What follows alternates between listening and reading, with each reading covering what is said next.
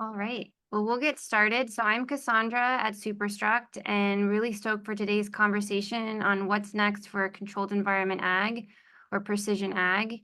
I'm really grateful to have industry leaders here.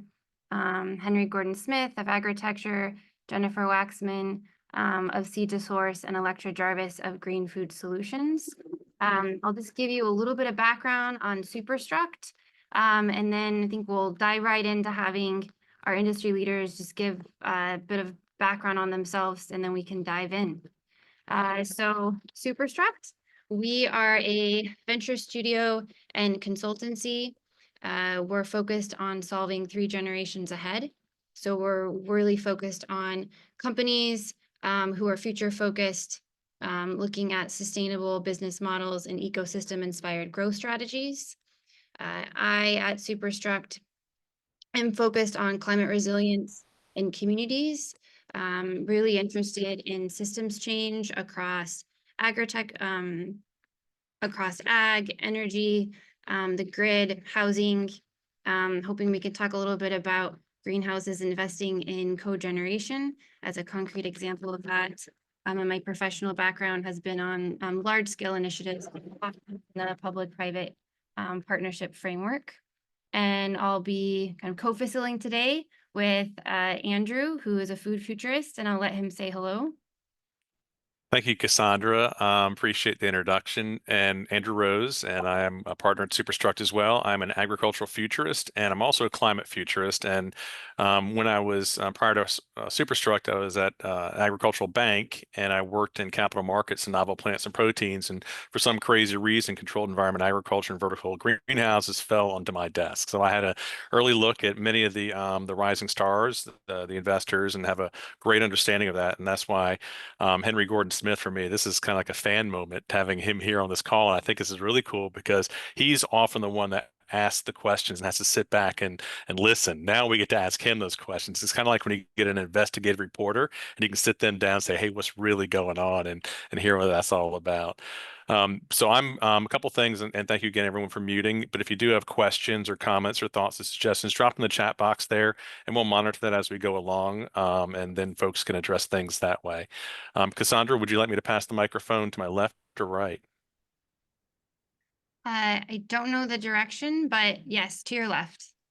To my left. Henry, who are you? What are you doing? What happened to your hand, and where are you sitting right now? Hi, Andrew. Hi, everyone. Thanks for the kind words, Andrew. Henry Gordon-Smith, founder and CEO of Agritecture. We started really humbly as a blog 15 years ago, reporting on urban agriculture and the development of CEA. I worked with Dr. Dixon DePommier, the author of The Vertical Farm, while I was a Columbia student on designing one of the first sort of vertical farms feasibly in the Bronx, New York. And then my blog turned into a consulting firm as we started answering questions across the sector, right? So there were a lot of people that wanted to know, how much can I grow in this building? And their options really were to basically attend a bunch of events, read through academic books, bother suppliers, even though they weren't ready to buy products. So Agritecture sort of developed as a consulting firm to answer anyone's questions about CEA, especially in an urban context globally. So it's been really exciting. We've crossed 300 different projects in 40 countries. And we continue to provide these services around the world, which has been really great because I get a really bird's eye perspective of seeing all kinds of different farms that are both operating or being planned in certain markets. So it's great to be here. And we've done a lot of work on the analysis of sort of what's happened in CEA. So I do invite you to read some previous articles and some past webinars if you want to get deeper into this topic. If you can't find them at all, you can message me. Outstanding. And I think that, again, a very, very humble man. I mean, if you're in the CEA community, greenhouse community, urban agriculture community, his name is the first name on everyone's list. So I'm excited to have you here. And I've watched many of those videos, and I don't see my friend Kimberly on the call, but I know she and I are just gaga over the last one he did, the reasons why folks didn't make it and so forth. But on a happy note, I'm excited to have Jen Waxman here to my right. She is somebody else who is a luminary in my world, and I'm so excited to, anytime she talks, I listen. So I'm going to shut up and let her tell you who she is and what she does. Oh, thank you. It's too kind. Jennifer Waxman, founder of Seed to Source. I've been in the sustainable agriculture space my entire career, starting in 2000. starting with an MBA practicum in agriculture, which was an outdoor, if you can even put your brain around this, outdoor Florida hydroponic into aquaponic operation, taking lots of money from UF and the USDA.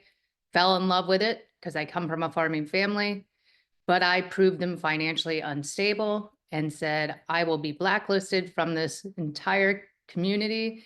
But I wasn't. I was hired by, vetted and hired by the largest manufacturer of micro irrigation, which enabled me to travel the world seeing the cliche, the future of food, before many had. I've been on the back end of many big projects. I've been everywhere from performa to go-to-market strategies to growing, you name it. Why our firm is called Seed to Source for a reason, because we, excuse my cats in the background, because we've actually are the only ones that have truly designed, built, and operated an operation, several. So we feel that, you know, we've got a lot to give because we've made a lot of mistakes and had success. So that's where it's led me today. 3 years ago, we exited The Village Is Grown, which was the first hybrid greenhouse meets vertical operation. First to do multi-crop. App Harvest kind of followed our model. But interestingly enough, we led with growing the best nutrient-dense product. So we had a low-tech greenhouse and just put our money where it mattered, called controlled environment, the controls. So PREPA backed. And my friends at some of the big companies, even the one we're talking about today, used to say that we were cute. And here we are, full circle. So left 3 years ago to go into consultancy because this industry desperately needs it. So that's where we sit today, and said I'd never run a farm, design, build, and operate a farm again. And I'm about to do it again because I like pain. Well, and you see the promise and the hope and all the other stuff too. Yeah. Trying to right some wrongs there, for sure. That's good. And Electra, Cassandra, do you want to introduce Electra? No, please go ahead, Electra. Oh, yeah. Electra, who are you? What are you doing? Where are you sitting? What gets you up in the morning? Yeah, so like Cassandra said, I'm coming in from New Jersey. And so the last 4 years I was working at Bowery Farming. Started as a grower, moved into head of agricultural operations in the last year and a half while I was working there. But I have spent my entire career after my graduate studies in the CEA indoor farming, vertical farming industry. And I think probably my most notable achievement is starting a company called Green Food Solutions. That is one of the first it's one of the first farms to, or first companies to install farms and gardens as an amenity and franchise it. So we are currently selling franchises. And I am currently in a more advisory role in that company at the moment. So I'm not in the day-to-day operations. In terms of answering more direct questions about the business, I could point you in the right direction there. But I'm part of the CEA fallout, as I see there's actually quite a few people in the room today as well. Some names that I recognize and people that I've worked with. So hello to you guys as well. Excited to see so many people kind of showing up, and I'm looking forward to this conversation. And I wonder if that's a good place to start. You know, with climate change, natural disasters, we know we need to really lean in to growing more of our food through whether it's indoor or greenhouses. Lots of venture capital went into a number of companies, especially companies like Bowery. And, you know, we aren't in the best spot, but we have really great workforce and ideas as to what's next. So kind of curious, maybe I'll actually start with you, Electra, given your role at Bowery. What are your thoughts, coming out of, what did you learn? What do you think is next? In terms of what did I learn did not work, or what worked, and what's next, and what I think will work? Is that? I feel like what did not work, and I know given your role on the growing side, Mhm. a lot of the disease outbreaks I know is something that was reported on. So maybe we Yeah. could. Yeah, sure. So I think one of the things that maybe a lot of people don't think about when designing some of these facilities is how are you going to clean it? Or what is your strategy for pathogen resistance, right? And this is something that not only plagues, I think, the indoor agriculture companies and farms, but it's been a plague, if you will, for outdoor farms as well. So this is not like this is a reoccurring problem that is a centuries old problem. And it's just moved indoors now. And so we haven't really quite, I think when the initial excitement about building these kinds of farms, we wanted to go really big. However, somewhere down the line, your farm is going to probably contract some sort of pathogen or disease. And so I think what companies and maybe what Bowery, in some ways, Bowery was thinking about it and did bring in experts and pathology and those kinds of things, maybe like halfway through, but it was more or less to solve an issue to grow spinach, which is a crop that is notoriously difficult to grow. And then we were fortunate enough to have those people in our, the day-to-day operations by the point that we had actually contracted, a major pathogen that was affecting not just spinach, but the entire farm. And so I think that's one of the biggest mistakes that I do see people running into. And I think part of it is because you want scale, right? So we had very, very large hydroponic reservoir, we call them water systems, that were really difficult to fallow so that we could clean and restart up again. We would have to like shut down maybe like a fifth of the farm in order to do that. And so we want to scale really big. We want to get these really large reservoir systems because that allows us to, it helps us save cost on managing multiple pH and EC and nutrient profiles across many, many different reservoirs. But I think we may need to rethink that. And yeah, so just preparing, allowing part of your original plan for your farm to include thinking about the risk of pathogens. And I know, Jen, this is something that you think a lot in your design. And I also think of when you did the handoff, when you left the villages, what happened immediately after your staff left. Was it Oh, they got a pathogen. They also shut down.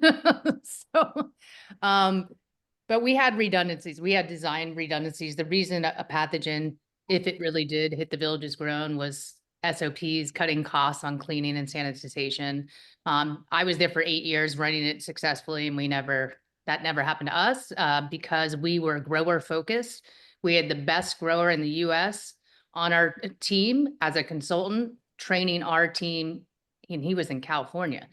He'd come every 6 weeks, training our team, training our team. The man grew up in farming and lives and breathes it, works on the largest tomato hydroponic farms in the US, North America. So he had already experienced all those things, which went into our design with redundancy. So yeah, moratorium for the villages grown. It's who the people are, it's the operators. So when we left, unfortunately, that dream died. I mean, that And almost goes to Henry. I'm sorry, I didn't mean to step in there, but I mean, I look at you as one of the masters of understanding what works and what didn't work. And honestly, I think in reviewing all the videos I've seen you speak in interviews you give, I don't remember the pathogen piece being a prominent issue. A lot of it was more just poor planning, poor sites and, leadership or not, as Jen says, not having a grower on your C-suite team. What are some of your thoughts? I mean, have you seen the pathogen issue and other things like that cropping up? Yeah, I mean, I have so many things to say. I hopefully can talk about some new things today. I mean, I do emphasize, of course, that there's an obsession with technology in our sector, right? There's an obsession with it to make the case to investors. There's simply an obsession with it because of even the birth of this idea of vertical farming, right? Technology is going to save us. Technology is going to help us adapt. And that obsession really spills over into all the companies. If you look at what most of the staff are interested in, especially at the beginning, especially when they're talking about the company. And instead, the most successful companies will focus on, I say this a lot, the market. They'll obsess over the customer, right? And everything will be built around that. And I think that the technology and everything needs to match that. But another thing I really talk about, and this originally came from really Rob Lang at Farm One, who was teaching our urban farming classes with us. And he said, you know, you don't have a technology problem, vertical farming, you have a marketing and operations problem. I think the pathogens relates to the operations, right? And so for us at Agritecture, we plan really carefully. If you're building your first farm, we have 30%, sometimes 35% wastage in the first year alone, if not more sometimes. And we estimate how that farm over time is going to wean down those losses. Now, those losses are going to come from pathogen outbreaks that are typical as you get your operations up to speed, your team. These are highly complex farms, but also they're going to come from common challenges we saw in the sector, which relate again to the market and the product. You know, as a farm that's large, especially a vertical farm that's large, you need to get the big customers, the big contracts, the big deals, but you're never going to be as big as Kroger or Walmart, right? And so their ability to win on those contracts or cancel those contracts, which can affect huge losses in your farm, even beyond the pathogen issue, does happen a lot. So, you know, in some ways I have emphasized that, but we haven't gone too deep into the pathogen issue, but it is something we've heard, which I think is very normal for every single farm. So it's really about planning and it's about building the best team to manage that. And I think like including those kinds of experts, the pathology experts, the growing experts, like Jennifer's mentioning, in the founding team. If you're not talking to those kinds of people from the very beginning, and this is just like, hey, you know, it's really simple to grow plants. All you need is light and water. You know, sure, but then there's a whole ecosystem you need to think about. And then at that point, it's very important to consult, you know, are the experts in that field. And I think that goes back to the like having farmers in leadership as well, right? You need to have that voice of reason that's going to talk about those issues all the time when major financial decisions are being made in the company. And I think that that is something that we've certainly seen is lacking when we do due diligence for investors, is the amount of growers and those kinds of cultivation experts that are in the leadership team. Not always, but often with these large companies. And that's one of the red flags we identify, you know, for those customers as well. But I think another piece is just, I talk about this a lot, is the myth that we've created around vertical farming and how powerful that can be, right? We talk about the water savings, we talk about pesticide free, we talk about all of this. But what's exciting about this next chapter is that we have a lot of veterans, we have a lot of discussions like this, and we can speak more honestly about how it's going to work, as opposed to putting it forward as some kind of panacea, which it was for the last decade, the way it's been talked about. It's not, vertical farming is not going to save us, nor is it perfect, nor is it going to be 365 every day is sunshine in there. Yes, we can get more control. Yes, we can get more quality. Yes, we can save on certain resources, but let's be very specific and intentional as opposed to drinking the Kool-Aid.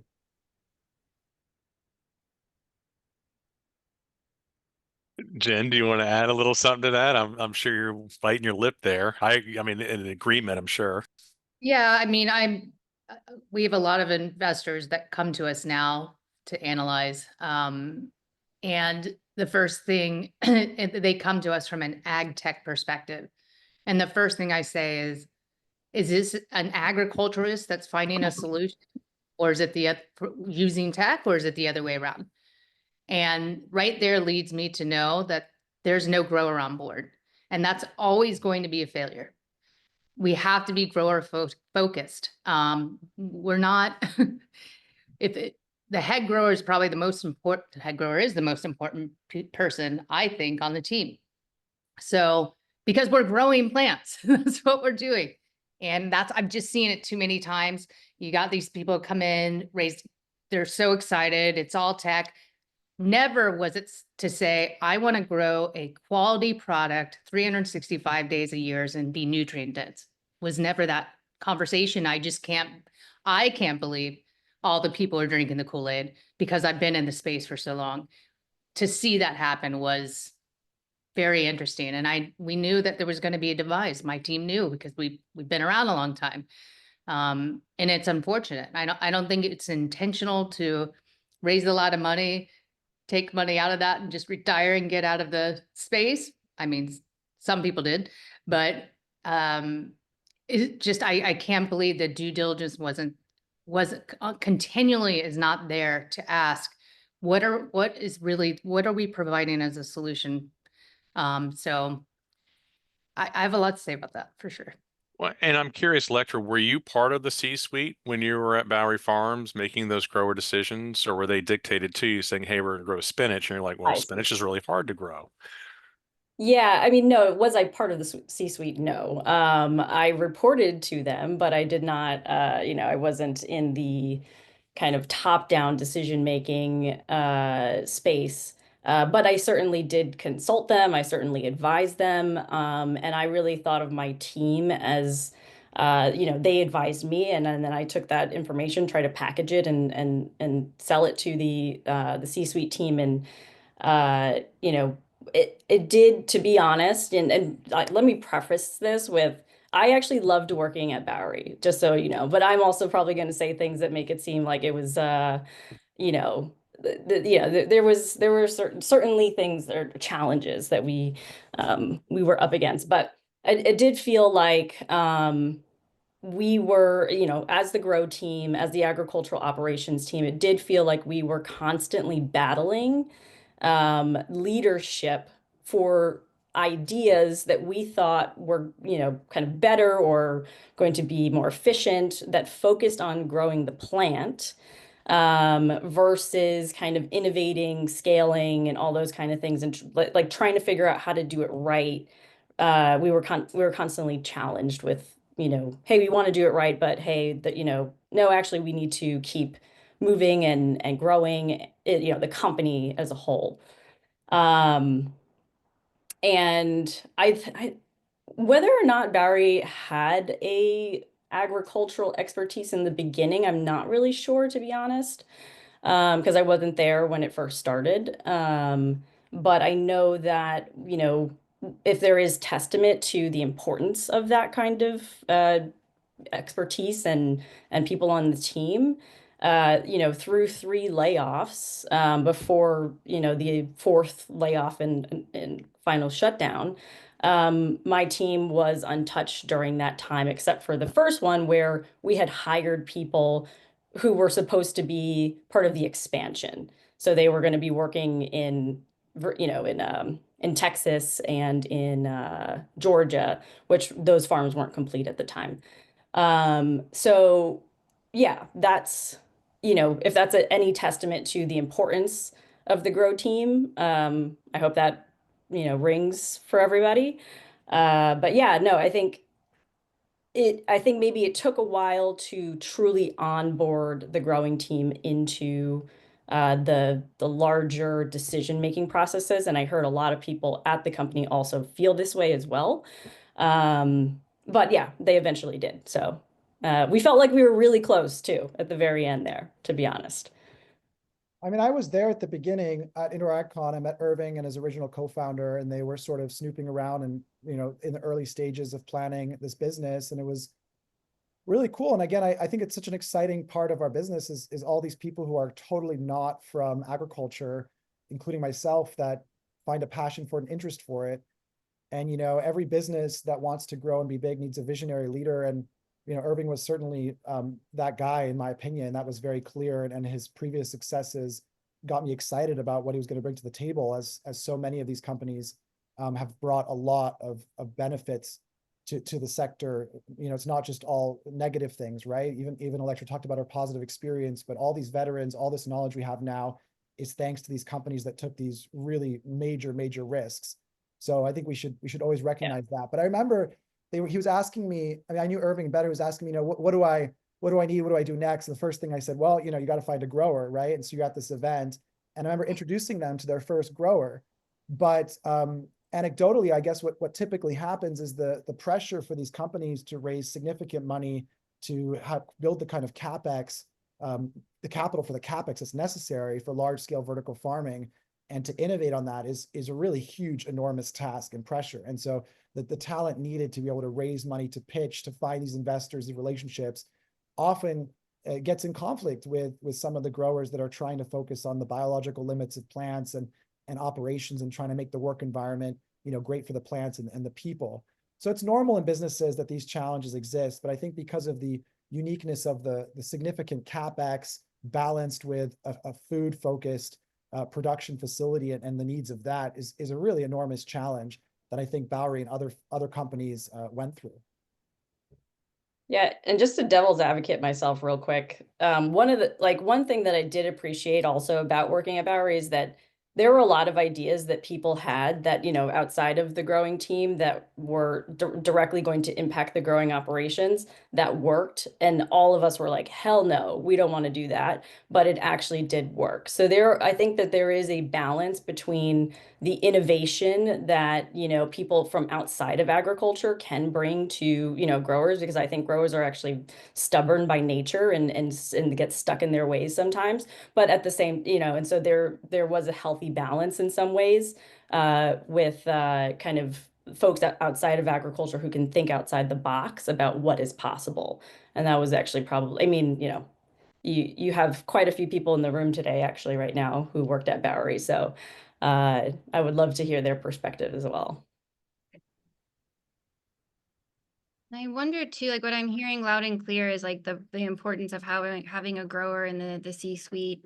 A lot of these first, big wave in the US indoor greenhouse companies had lots of venture capital. Landscape has changed. There's also, cool different opportunities and thinking about capital raising. And so curious if any of the three of you have kind of perspectives on, as new companies are emerging, that are not fully, largely VC backed. What are you seeing there? And I'm wondering too, if it's like getting in front of some of those funders to really emphasize the piece around the grower needing to be part of the C-suite advising. It's a whole mix as far as what we're seeing with what vertical farming is becoming post these challenges.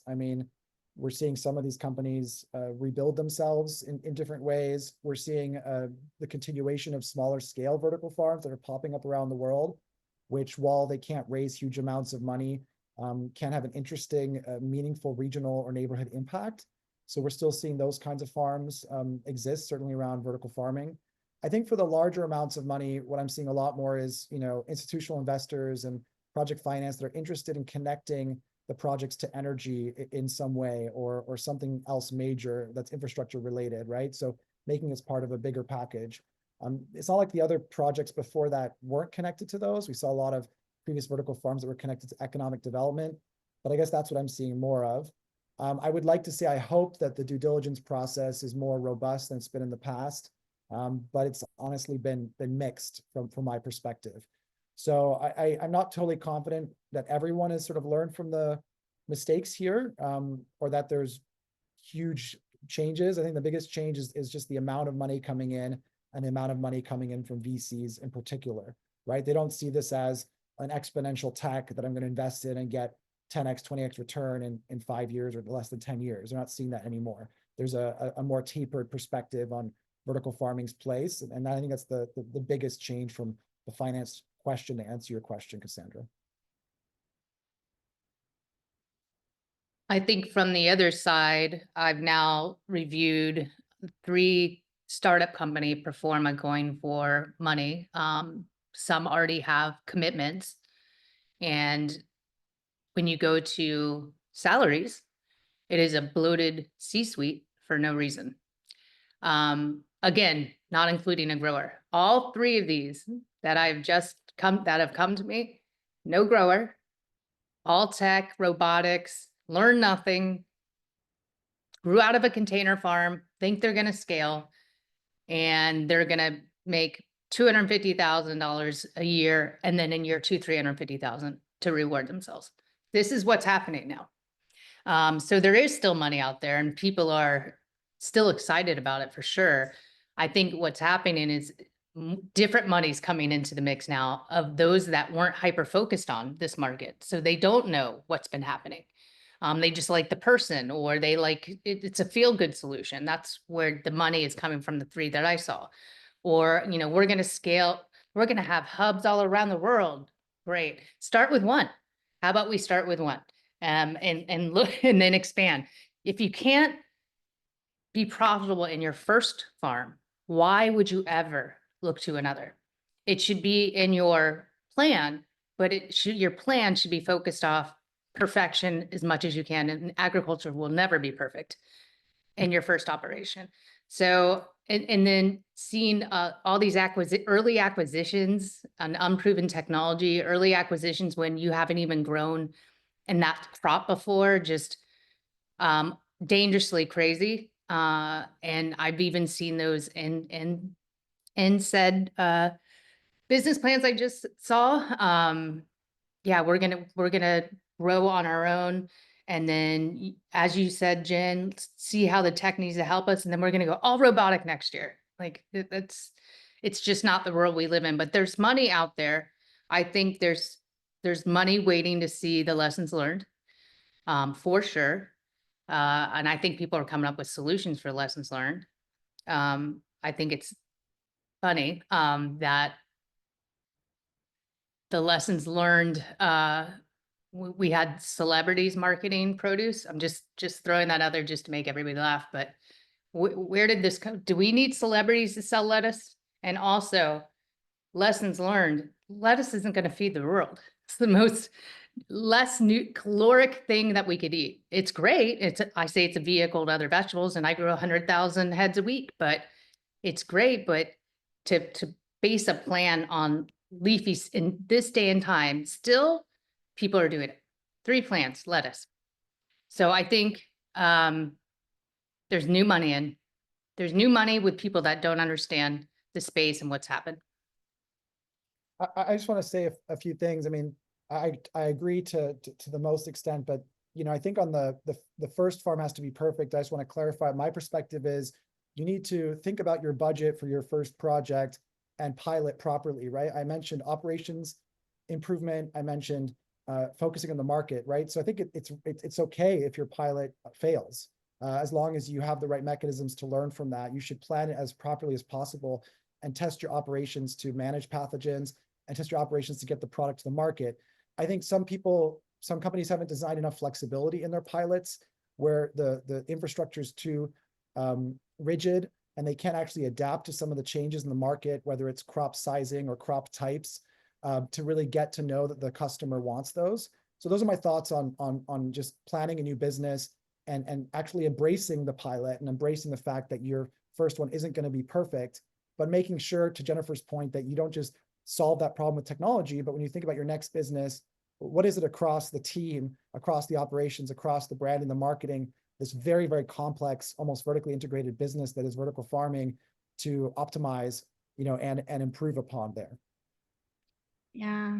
And we've got some really awesome thought leaders in the audience. And Tom from Grateful Gardeners, I've been seeing you nodding your head, and I'm seeing you in the chat. Imagining you might want to chime in here. Sorry. Okay. Can you hear me all right? Yeah. So first of all, I want to say thank you to Henry, because Henry actually did a webinar not too long ago, where he talked to like Chris Severny and Ian Fry and a bunch of guys that were involved in some of the failures. And it was one of the most sobering webinars I've ever listened to, because it was very honest. It was very candid. It was very real about like why things went the way they did.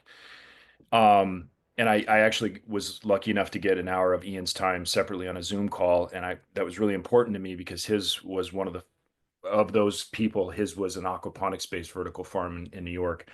And I'm running an aquaponics based system as well. So for those of you guys who don't know, we are organic sustainable cut flower farmers, and we started in the field in soil, and we're still doing that. That's what Grateful Gardeners is. But I have another separate company called Floroponics. and that is in aquaponics cut flower production. So I have a PhD in neuroscience, and I basically know how the whole grant world works, and so that's where I funded a lot of my early work. And I have a big sort of push for R&D, really. I mean, ultimately, what I feel like is not available enough is data and results in the public sphere that can be used actionably to, push up multiple industries forward: CEA, hydroponics, aquaponics, aeroponics, whatever it is. But what I'm really focused on is like, what are really intrinsically the problems with these models? First of all, is it financially feasible? Is it viable? That's obviously at the beginning of it. And for us, cut flowers are a much better option because the profit margins are a lot better. At maximal optimal production, we're looking at like 55% gross margin. So, I mean, you can definitely do really well with these crops, and we have proven that. We're in the DC market. We're 30 minutes from DC.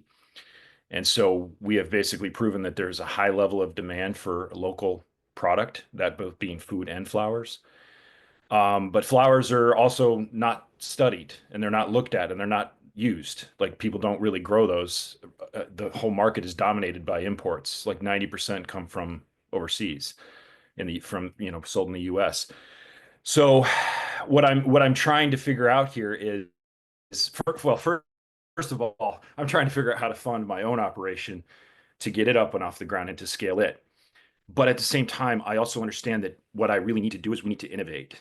We need to be able to produce more productive systems. We need to be able to produce additional revenue streams from these systems. This is why I'm a big fan of aquaponics, because there's multiple revenue streams that can come off of those systems. You need to basically just continue to improve the process so that you bring down your expenses, energy costs, whatever that means, but also produce just the best quality product. And ultimately, I feel like it's there, like you can see it, but like we're not crystallizing it, right? And how do we do that? So that's why I wanted to get on this call so badly, because I'm advocating for my own particular crop, but I'm also like seeing the broader picture for the entire CEA space and everything that goes into it. So I guess I'd be curious to know, like, from our experts here, thoughts on what I'm proposing, or, what do you think about this? First off, bravo for finding a niche.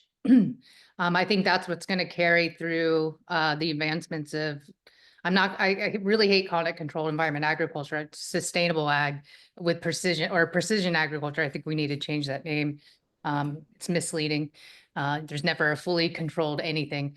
But yeah, I think having multiple revenue streams is perfection, but finding that niche market, and you went from soil, you've already told the story to investor. I went from soil and adapted over here. I think you're on the right path already, and that you are doing R&D. I think the right investors, the smart investors, want to hear that. I think we've been in this world of investors that didn't do due diligence and are wishing they had. Can you point me to those people? We might be able to sideline. But definitely kudos, man. I would very interested in checking you out. Yeah, Tom, just, Thank you. The story sounds great, and all the things Jennifer mentioned sound great, but just remember, like, this is again the balance that comes in between the tech, the grower, and these other things. The investors are going to care mostly about you, which I think you've got that pretty well covered. And they're going to care about the size of your market, how many people are going to buy your product and at what price, and how are you going to outcompete the competition.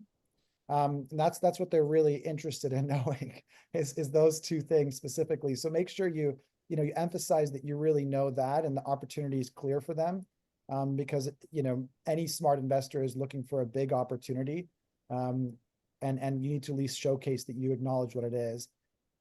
And I want to go back to this comment earlier, just because it was lost me a little bit. There's a lot of hate on leafy greens now, right? And I think that there's not. I get that. I understand, like, if every business is growing that, but there's still an addressable market related to the quality leafy greens in North America, and certainly in Canada, and many, many markets, that is not being fulfilled adequately. There's low quality. So just because this question of market comes up, you don't necessarily need to grow different crops because it's sexy or what's interesting, or what a lot of the post-mortem says about these companies. You just really need to think about how can you grow that product at a good quality, ideally achieving sustainability metrics, but again, meeting on price, because many of these farms were sort of focused on growing the best quality products and the technologies and costs in order to do that. But there's really a lot of the market which is just going to be focused on price. And that's when we start to really disrupt the supply we talk about a lot, where it's like this much product is imported from across the country, is really that huge volume of affordable leafy greens, which would be the dream to solve. And that's why I think like greenhouses were big winners in 2024, as well as 2023, as far as this the sort of downfall of many of the vertical farming companies, because they're able to produce those products at scale and at a more reasonable price, even though vertical or greenhouses have their own downsides. So I think that's again an interesting area to focus on, is how can you really disrupt that, and that market size is still significant and interesting, I think. I'm not down in it because I've grown millions of pounds of leafy greens, but when you hyper focus on that, and that is your only game plan, and you're saying it's yield, yield, yield, and you forget about nutrition and quality, that's what has happened. And that's something Andrew and I talk about a lot, and that's why you put in the chat. So I do think the new focus for our space is nutrition. And I think we're going to hear that misused a lot. We can grow the most nutritious this and that. I want you to prove it. I mean, we're getting into that segment. So I think the next technology will be proving somebody else, proving that somebody has the most nutritious crop versus another. I think we're getting there. I think it's going that way. Well, I think this is so exciting, right? Is that, the benefit of CEA, and in particular vertical farming, is you can grow the highest quality product, and that includes the nutrition, not just because of the distance to plate, but also the mechanisms, technologies to grow that and to give it the best nutrients possible and avoid chemical pesticide spraying on it. So that's very, very exciting. And what it reminds me of as well is the other things we talk about, right? Which is climate change affecting supply. And we saw some of that in 2024. Certainly, we've seen a lot more of it since 2020. But in many ways, the costs of nutrition and the costs of climate change on those key products we're trying to grow haven't translated to the customer in a way that allows us to build these more sophisticated farms. So that's the change that I think really I'm looking for. And when I think towards the future about how CEA could become more widely adopted, it's really related to when will the costs from climate change losses, which are significant, and when will the cost of that supply chain, and when will the costs of health and the lack of nutritional quality in a lot of these produce products come into price. That's when this industry will boom much, much more than what it is now. And I think in a lot of ways, our work collectively and the work of those that have attempted these technologies and these businesses but haven't been successful are really building up towards advancing the operational knowledge, the technological stack, the consumer awareness to be prepared for that time, that inevitable time that I certainly think, as someone who believes in climate change, where the costs of these products will increase, and also the way we value nutrition and health will increase in the coming decades. But I just think people thought it would happen a lot faster than it has. But I think, again, that's a huge emphasis for me as I think about when will more of these high-tech farms, their CapEx, their sophistication be justified by the market prices. And I mean, I don't know much about the nutrition conversation, to be honest, but I'm curious, how certain companies are doing that today to prove, if any. But I think that at least for the customer feedback that we were receiving at Bowery, it's really about the quality. And that I think that's what's actually if CEA can get that right, which I think a couple of companies out there have been able to, but it's mostly been in greenhouses and not in indoor vertical farms, is the quality. And one of the things that we struggled with at Bowery was really, like, we were able to produce a ton of pounds in a small square footage, but these plants were super dense. They were full of tip burn and intercanopy decay, and we were tossing out like 20% of the butterheads, the butterhead yield that we were growing, sometimes more, sometimes, like that was like one of our biggest focuses. How do we reduce quality, negative outcomes on butterhead or other crops, right? And And one of the things when I went to the store, to the grocery store, and I look at the Bowery product compared to other CEA produce on the shelf, is like one of the things that stood out is, you know, it doesn't look as good. Like, and people actually do buy for what they see. Like one of the biggest like willingness to purchase at a higher price has a lot to do with how fresh does it look? How fresh does it appear? And yeah, so it's, I think that that's, well, nutrition is, it's like, I'm curious to learn more about that because I just don't know. But from my perspective, what indoor growing needs to get right is figuring out how to get the quality aspect of it improved. Yeah, I think that's the end of what I'm going to say there. I think a lot of the game on nutrition started with our product, and CEA is more nutritious than field grown. And that was a really bad way to start the industry, because it's not us against them. We are all part of the solution here. So, and then I think it didn't lead the conversation. And it's going to be the leader. It's going to be the leading conversation, I think, in the future. Is it's all going to be about nutrient density, because we're going to have the mechanisms to really look into that here. I mean, it's already happening. But yeah, that I would say that the lettuce research was really against, and it was only lettuce that I've seen, which is a shame. But also to what you're saying, Electra, and maybe you were in this panel, but I did a panel with a lovely woman who did research on CEA and do consumers really care?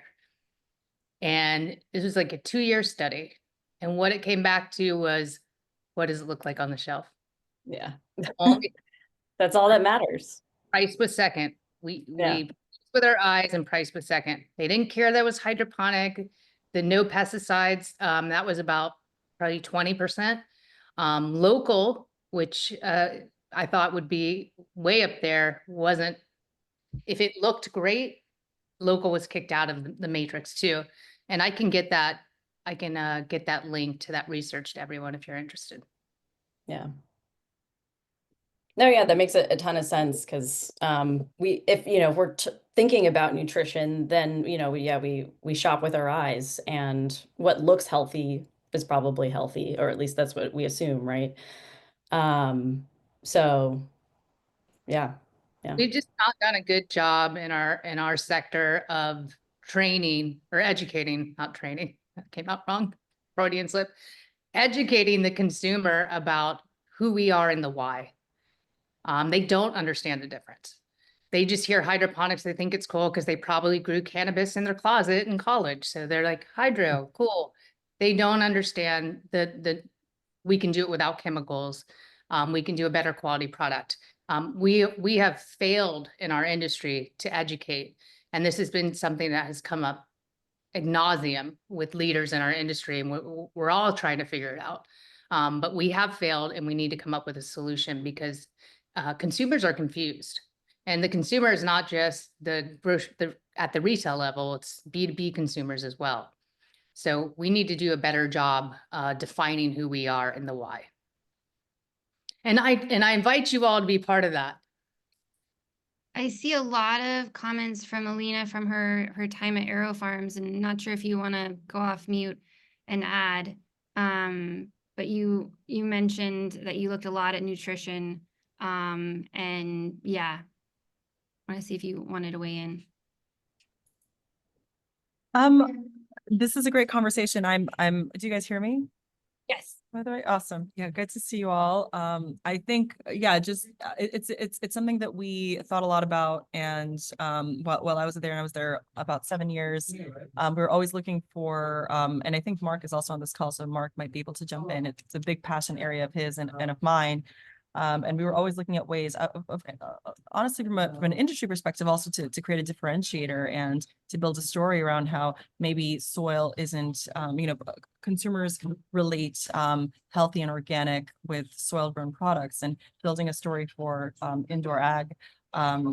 We were looking at creative ways and impactful ways to promote this way of growing this new category of crops and this new category of products.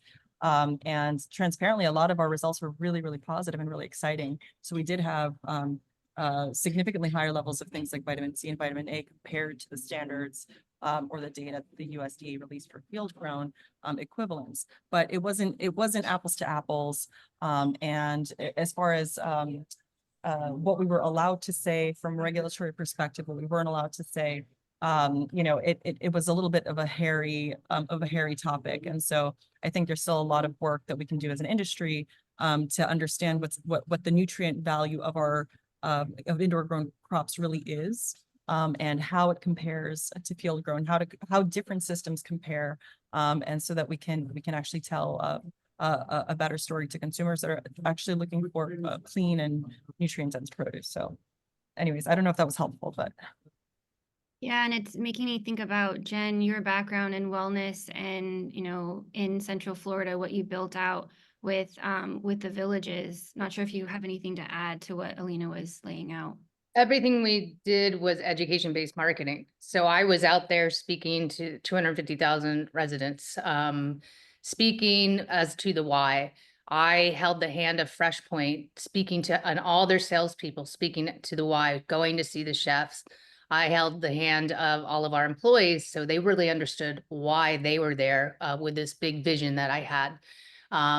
Very, very important that the why has to be first. We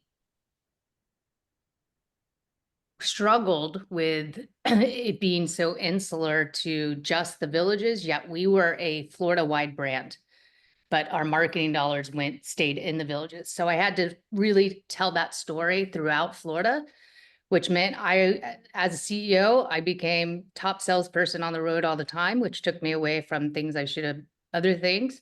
But it is, if you can't tell the why, it just doesn't make sense. And our industry is not doing a good job at that. I think we should have a moratorium on why we haven't educated.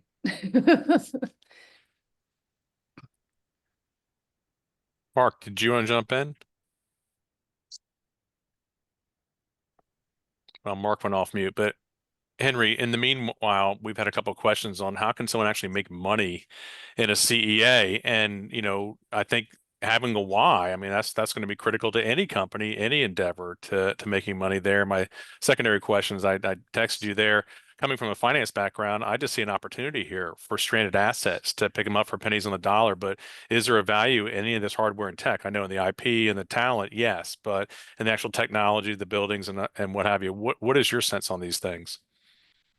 Oh, what a big question. But an exciting one that certainly we at Agritecture focus on, since we do primarily feasibility studies for new farms. I think the why is so important. I mean, the first thing I talk to my clients is, you know, why do you want to do this? What are your goals? If you imagine just the triple bottom line, right? Making money, impacting society and impacting the environment, like that's what most sustainable businesses should try to have as a foundation. And yet many entrepreneurs engaged in CEA really struggle to find that. Sort of make a laundry list of, well, I want to create jobs, I want to reduce water, I want to grow the best product, I want to all these things. And the fact is, it's almost like you have a glass that you can only fill up to 100%.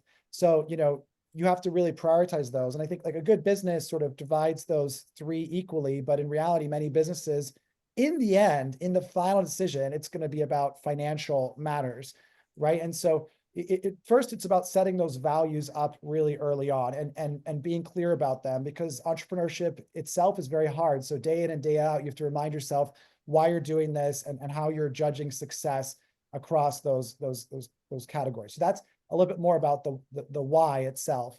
I think a lot of the businesses that are successful really do stick to that very clearly. And I think one of the questions that is important is like, how much money are you willing to raise? Like, what kind of entrepreneur are you? Are you really going to go out there and tell this story to raise $700 million in the case of some of these companies?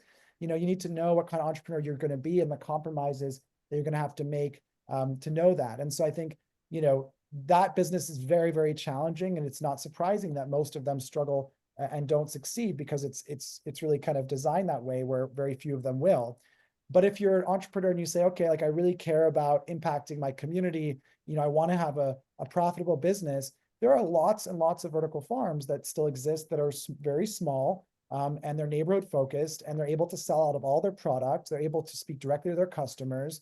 They're able to learn and get that feedback, and they're actually able to feel that benefit of those goals up front. And I think maybe there's a bit of shame about businesses that are too small.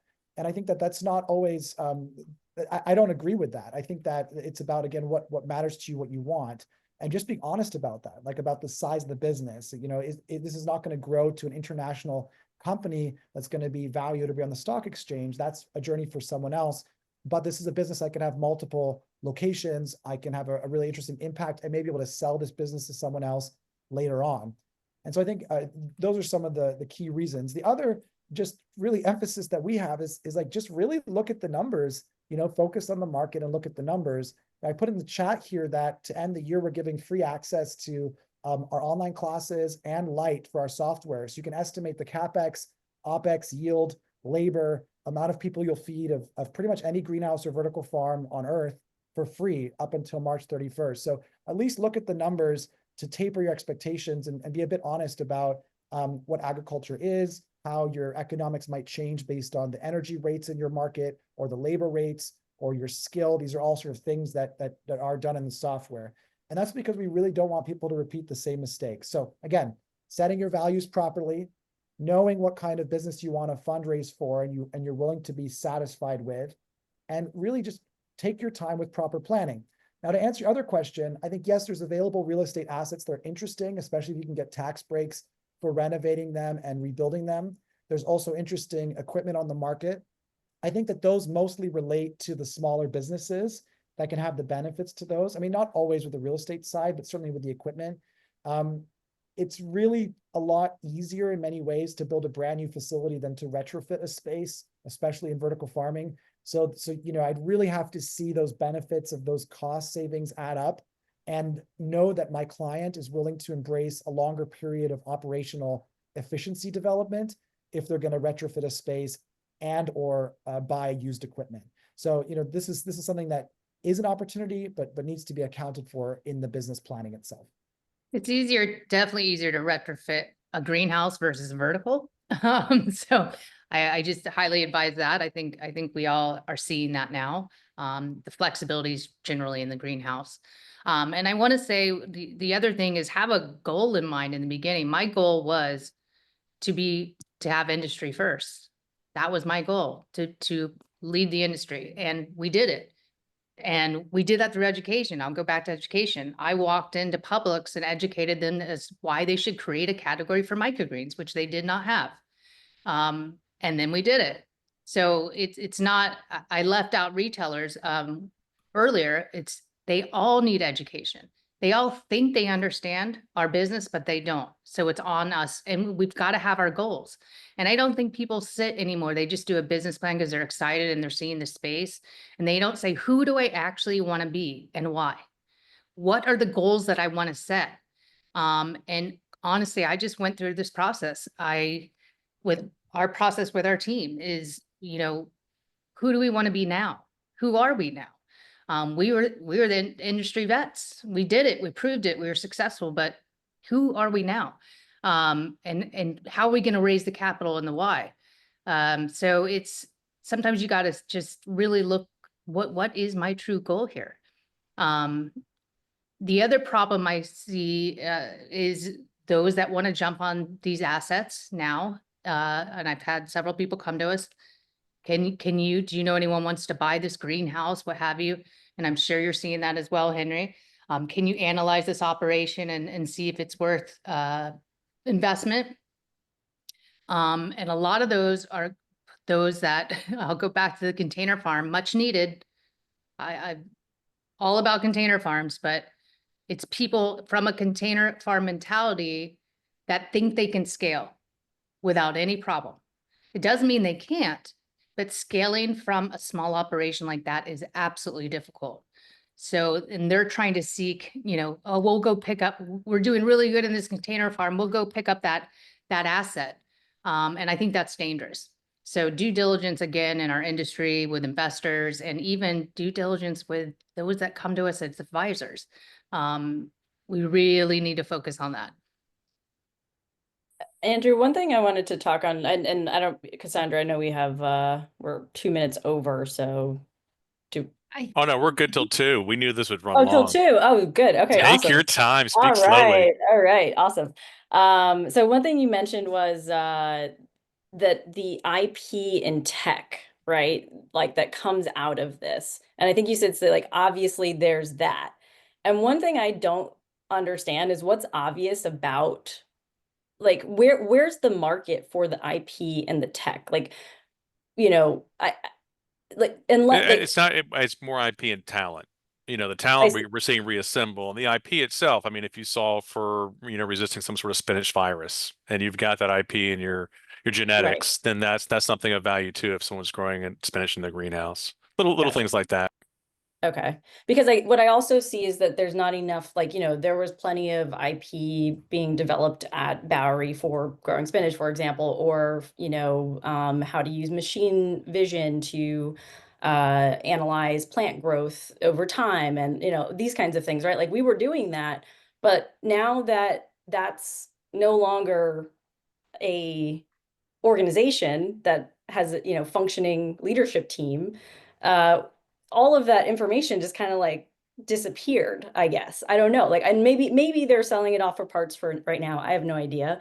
And like, but in terms of having an organized way to take that information and then sell it, and part of the reason I think that, let's say, Bowery didn't sell that information because it was trade secrets, right? Those are the ways in which Bowery was going to be successful, and have a competitive edge compared to any other vertical farm. But then all of that beautiful, beautiful information that was like, took many people and lots of talent to come up with. It just seems like that's who's buying it, first of all, who's buying that IP if you wanted it. I don't know. I'm looking to the consultants in the room, and because you guys talk to these people all the time, right? But I'm just curious because trying to wrap my brain around how to tell someone how to build the Bowery OS, for example, like maybe there's a software engineer from Bowery that could do that, but it was very complex. It changed many times. And that kind of interaction between the software and the built environment and the firmware and all that kind of stuff, like there was that has now kind of been scattered across multiple people who have gone in all different directions. And just curious, like, because I think that's the value proposition that some of these farms say that they have, when really, yeah, we're just growing lettuce. And so, like, let's grow good quality lettuce, and it shouldn't matter exactly how we do it, but those tools are valuable. I think, like, we should be empowering super growers, right? Like, what does the grower need in order to get a deeper understanding of what's going that they can't see because, like, they can't look at millions of plants every day? How do you, like, aggregate that information? But then, like, how can we now share that, right? How can we make that more widely accessible to the CEA companies and the vertical farms and in the greenhouses in 1-2 years from now, who can hopefully benefit from all of these veterans in the industry, right? And all the talent that's now waiting, right? They're not really waiting, but like I think there's a huge opportunity right now to snatch up those people and yeah, just learn a lot from yeah, Can failures and the innovation. Yeah, I jump in here really quick? absolutely. Okay. Thank you, Alexa, for bringing that up, because there's a couple of things that are problematic that drive this, and I get to see it because I'm literally right in the heart of our government, right? I literally have gone on Capitol Hill and I've advocated for. I essentially have two initiatives that I'm trying to get pushed into bills if I can. One is CEAII, another one is HAII, Controlled Environment Ag Innovation Initiative, and Hydroponic and Aquaponic Innovation Initiative. We need direct funding for those industries, right? For those technologies. So let's call it that. Yeah. Okay. They have urban ag. It's just starting to get off the ground, but that covers a lot of different things. And I want specifically money devoted to these things. So I literally have met with my senators. Everything's changing over right now, so I have to redo all of this, but met with senators, met with reps, met with local people. I'm trying to get attention paid to this because the thing that drives public information is publicly funded research and peer-reviewed research that is then out in the atmosphere that everybody can access. Yeah. And then ultimately, too, it just starts to drive more innovation. It just drives more people into the fields. The other thing that we really need is we need the younger generations to step up and take on these roles and take on these jobs. A lot of them don't even know that these are possible jobs to have. I want to direct your guys' attention to a really cool organization called Seed Your Future. If you don't know this organization, go look them up. So this is basically a nonprofit that was founded by one of there's one guy involved with it that I know personally, John Dole. He's one of the floriculture guru experts down at NC State.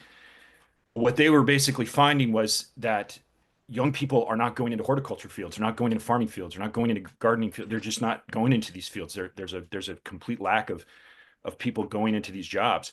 And it was mainly because they didn't know that there were jobs that they could do. They didn't know there were jobs that were available to them and that actually some pay really well and that actually they have a passion for plants. So I think ultimately it's that kind of effort in combination with driving more money into the research, collaborating with private companies. Like this is what I'm doing right now. I'm collaborating with University of Maryland, my local university, to try and get research done that then innovates and pushes all this stuff forward, and it gets published. And yes, there's IP potentially that comes out of it, and somebody will own that. University will probably own that, but whatever. Point being, I'd rather move everything forward than necessarily sit here and go, okay, I have to hold on to this and this has got to be protected. So I've just been obsessing over this for a while now, and it's like it's one of those big things hard to get your arms around and push it forward. So anyway, just anybody have thoughts? It's incredibly difficult. I mean, I had 100 employees, but we were growing multitude of, different crops, specific talent for each. It was very hard to get anybody outside of, we had to start with just an agency that just found workers for us with no talent and educate them ourselves. It was incredibly difficult. But we classified our employees as two ways. Those that have been to the land at Epcot and were excited about that experience, and those that grew cannabis in their closet. I mean, other than that, it was just natural labor that we pulled from other resources. So you are so right. We are working, I sit working on the board with University of Florida, and we're doing the CEA Research Center, and that's going to be, they intend on bringing the growers of our future through that experience. So it will not just be for training of University of Florida students, but also those outside of. Alabama's making a go at it as well. So we have a lot of work to do, but the land grant schools need to step up as well because they have the funding to step up for that education. I want to call out, Colin shared about the CEA Alliance in the chat, doing some really cool things in DC. One thing that I wanted to go back to before we run out of time is in thinking about climate change needing to build out CEA now and to make viable businesses, thinking through the different revenue streams. And in different places in the globe, you see greenhouses like in the Netherlands investing in cogeneration, combined heat and power, which allows them a secondary revenue source while also contributing to the grid. I believe there's, Henry, I think in your kind of reflections on 2024, there's been an uptick in, I think you spotlighted a couple of British companies. I know Ontario, Canada has, there's a large greenhouse hub there, and they're kind of dialoguing with public utilities to kind of set that up. And I'm just kind of curious where those conversations might be happening here in the US, because I see it as a good potential to like have an additional revenue stream for these companies before essentially, natural disasters and so forth kind of change the field when it comes to how we grow our food. Okay, let me try to answer this question and maybe some of the things that Andrew brought up about the value of sort of these stranded assets or the data, et cetera. I mean, I guess first on the energy piece, we're seeing more of those projects, but a lot of them are driven by, again, agriculture work around the world. So where is this farm being built, right? Like, what is the context? And yeah, there's some incentives in the US, but relative to Europe or the UK, they're much less mature as far as incentivizing farms to generate energy on site and various other sustainability initiatives. So the projects are also reflective of the incentives and the carrots that the government is providing in these different parts of the world. So while I do think we'll see more of it happen, maybe just because the entrepreneurs and the companies themselves and the investors want that, probably with our next administration in the US, we're not going to see more of a push towards that. I'm not necessarily saying we're going to see more of those incentives that would allow that. And I think that, related to the sort of assets question that's come up, the genetics of the companies, the data that they have, the equipment. I mean, it reminds me of sort of like the way I think about the industry should be as far as a healthy industry. Like if you imagine sort of like let's say a pyramid, right? And the foundation of that pyramid is growers, profitable growers, right? That's a healthy industry, is that there's many, the biggest pool of the industry is profitable farmers, greenhouses, vertical farmers, let's say in this case. Then above that are the hardware companies that are providing the technological solutions, then the software companies, and then maybe a tiny sliver of the consultants, right? And as far as volume, that's what it should look like. And in greenhouses in Europe, for example, or mature markets like Spain, we see it's many, more growers, and then the hardware companies, software companies, et cetera, and the consultants. And those are healthy industries where the growers are driving the revenue that feeds into the whole business.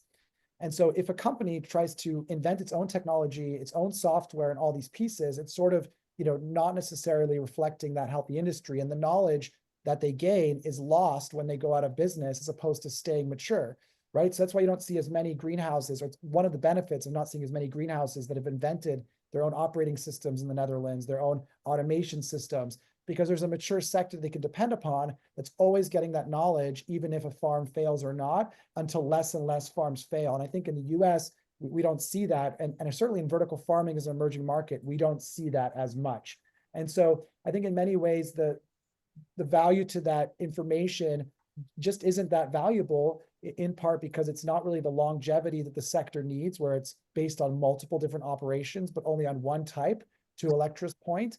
And I think also the valuations of these companies that position themselves as technology companies is so high that, to make any significant money off that data that would be valuable for that company is less relevant. So what does end up being valuable is what they can actually still do as a business. Can they still operate and grow and sell product? What can we do to bring down the business, to make it operational and generate revenue with minimal costs? And is there any equipment that's just useful to everyone? A seeding, automated seeding system, a packaging system that other people could have and you could sell at certain fractions. But I haven't certainly seen a lot of requests or information requests or people wanting to buy the data or the genetics from these farms. Certainly as at Agritecture, we don't get those requests a lot. And so I think it's important to think about what a healthy industry looks like, and and that these vertical farms, only a part of what they have at the end is worthwhile based on their ambitious pursuit that didn't go well. Amen. I mean, that validates what I was thinking, but I mean, you would know for sure.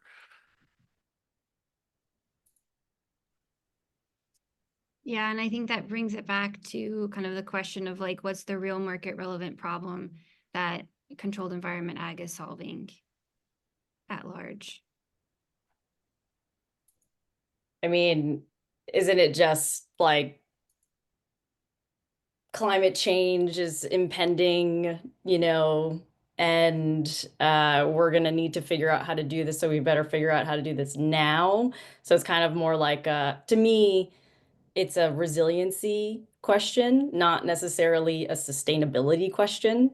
It's how can we be resilient to climate change? One thing though, Cassandra, we kind of talked about this when we first met, that I think is what, that people should be aware of and should think about as well, is that the indoor agriculture, so like whether it's in a greenhouse or completely indoors, is reliant on the outdoor environment. So we are not completely isolated from, the climate change. Like just because you start growing plants indoors doesn't actually make it impervious to climate change.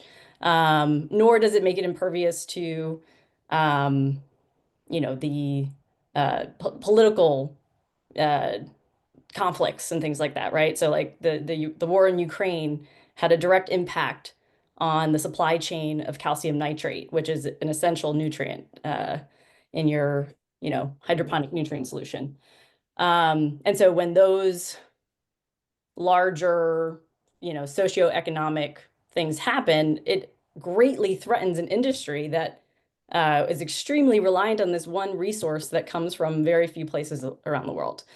So there's that, but then also from the seed perspective, right? So where are you getting your seeds to grow indoors? Like that is one of the things that I learned very, in a very, very real and raw way working at Bowery, is that, when we did get hit with a pathogen, one of the many tactics that outdoor growers use is just change what you're, change the variety that you're growing. So we tested multiple, like basically every single type of lettuce you could think of that was commercially available. And like that is a big part of it, commercially available, because we needed a certain amount in order to be, in order to sustain operations. But then we also needed something that was tolerant to the pathogen. And yeah, so like it, very quickly resources for seeds dried up like that. And we couldn't figure out why. Is everybody else also experiencing this? And so they're also buying, they're purchasing the tolerant cultivars. Or is it just like, this is just a really good genetic, and so people already know about it, so they're already they're already buying it. But one of the things that I think, in terms of ag adjacent things that people should be thinking about is seeds.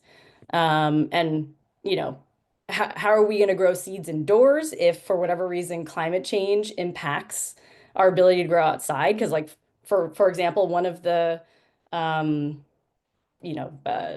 lots of seeds that we were going to buy, like we had already pre-purchased it because we love that variety so much. It was hit with a pathogen itself outdoors, or another one was hit by drought, because they're like, in order to grow these seeds at scale, you have to do it outside. Like unless nobody's figured out how to do it inside, or we have, but it's only for samples so that we can then bring it outdoors. Just something to think about. I think that message of like vertical farming just not being separate from the food system, right? The narrative of like vertical farming versus the rest of the food system, like that's what we're breaking down now, which I'm really happy to see. And that's some of your points, Electra, is like it just doesn't live in a vacuum.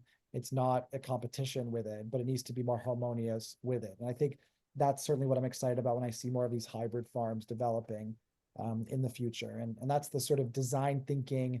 What does the context demand? Like, what does the context tell us needs from an adaptation perspective? What is the energy rates, the labor rates, the climate, everything, the skill set have, so we can then paint a picture and design the right farm for the right problem. So one thing I think is interesting that that I personally am hoping is maybe a more appealing message about what you can do in these CEA spaces is literally they are like laboratories, right? They are like places where you can test and you can examine things that are actually applicable to soil-based growing as much. And I point to nanobubbles as one of those. So nanobubble infusion into water in hydroponics and aquaponics systems is just sort of getting off the ground and being widespread sort of adopted, at least in terms of, seeing the benefits, especially for pathogen suppression. But that's just as viable for irrigation water being used on crops out in the field. And so I think that ultimately, if there's technology or if there's innovation that's happening in these spaces and it's also applicable to soil, I think we can make a better case for the fact that, let's put money into this. It's not going to be the thing that solves all the problems, obviously. And if we can sort of complement the other ways of growing, I think that it will have more appeal. I don't know exactly how that's going to work, but I can see that. I've had farmers in my area look at what we're doing and say, "Can you tell me what happens with that?" Because I'm curious about that tech, all kinds of different things. I mean, I think there's all different ways in which this can happen, microbial analysis of certain cultivars, you know, in the root zones, and stuff like that. I think there's a lot of exciting things that can happen there. It's just it needs funding. I mean, ultimately, that's all it really is.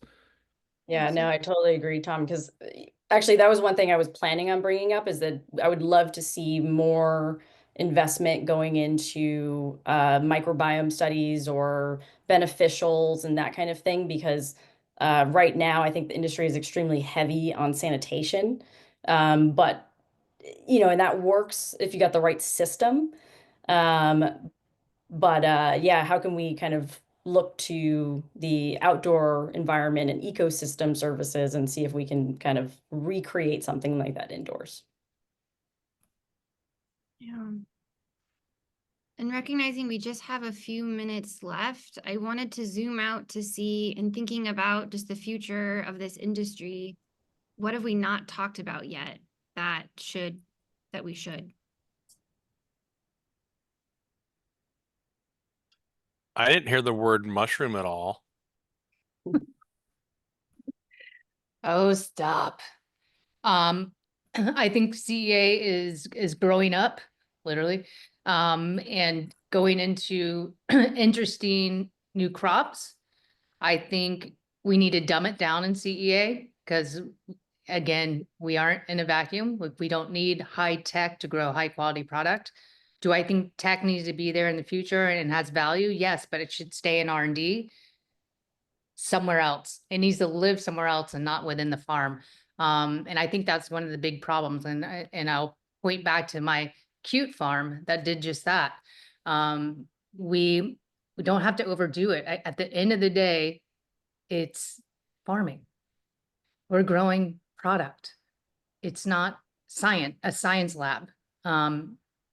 If it's going to be a science lab, keep that separate. And I feel like that's where we've gone wrong, is everyone has raised money to keep all that internal, and it hasn't worked.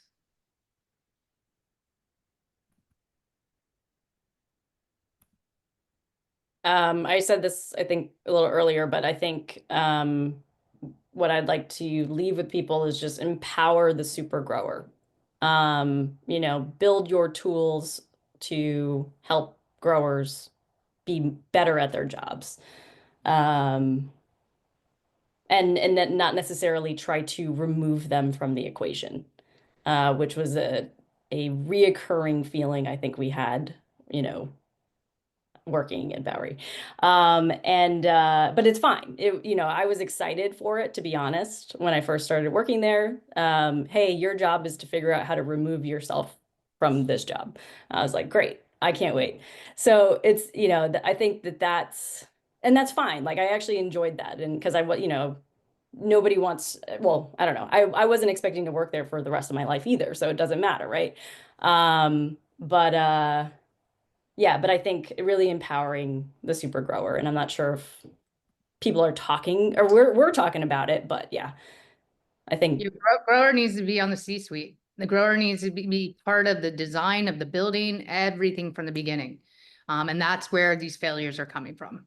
Yeah. They focus on tech and not on actual growing. They forgot who they were, and you're a farm at the end of the day. One other thing is just shameless plug for Green Food Solutions is start small farms. start small farms everywhere. That's what Green Food Solutions is doing. So installing manageable, low-tech farms in places where people actually are. You know, we're empowering people to own their own business in vertical farming, be responsible for that so that it's, you know, you're not being kind of ruled by your investors. And, you know, you are the investor and you have a say in what's being grown and you listen to your community. So yeah, I think, you know, we need to also, it seems like we're trying to replace the industrial food system, like, you know, industrial commercial growing with indoor growing. But how can we like completely think outside the box on using some of this technology, but using it at smaller scales and in ways where, you know, a lot of all of the food that's grown at Green Food Solutions is actually free to the people in their community because it's being paid as a community as well. So I'll leave it at that. Thank Yeah. you. Henry? Okay, So yeah, real- thanks for the conversation. I know we're out of time, but I'm still long on vertical farming and greenhouses. I just think we need to be smart about planning them. I've sort of emphasized that a lot.